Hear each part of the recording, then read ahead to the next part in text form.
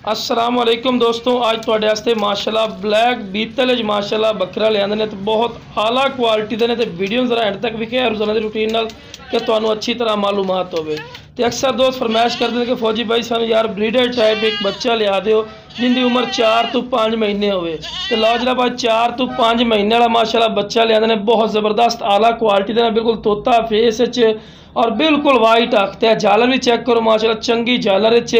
ते क्वालिटी वाला ये वो बकरे जो लख रुपये वाले माशाल्लाह बनते पे आला क्वालिटी और आला नस्ल के माशाल्लाह चीज़ें पे तो बैठवें सिंह सिंगी तो नज़र आ रहे बिल्कुल निके निके सिंह तो बैठवें सिंह तो चमकदार पशम तो मोटे पैर मोटे परदे फायदा होंगे कि चंगे वजन चावल वाले जानवर बनता है। तो वेखो ना माशाल्लाह क्वालिटी चेक करो A+ क्वालिटी का माशाल्लाह बकरा ने जेड़े भाई इंशाल्लाह चाहिए हो तो बिल्कुल जायज़ मुनासिब राइट। और ये माशाल्लाह ऐसा बकरा ब्रीडिंग वास्ते बहुत ज़बरदस्त ने अगर पाल ली सो तो चंगी वेल चे माशाल्लाह चंगे नक नकौड़े चे कोई कमी कोई नहीं माशाल्लाह कन्ने की चौड़ाई भी ठीक है लंबाई माशाल्लाह कान ठीक है तो माशाल्लाह देखो चंगी वेल तो लो जनाब चारा भी खवा के विखा रही है कि माशाल्लाह बहुत अच्छी क्वालिटी का माशाल्लाह बकरा ने 4 तो 5 महीना का बहुत आला क्वालिटी ठीक है जनाब जेडे भाई इंशाल्लाह चाहिए बिल्कुल जायज़ मुनासिब राइट इंशाल्लाह लग जैसी तो वेल ही वेख रहे हैं लंबी वेल वेख ना चंगी लंबी वेल चमकदार पशम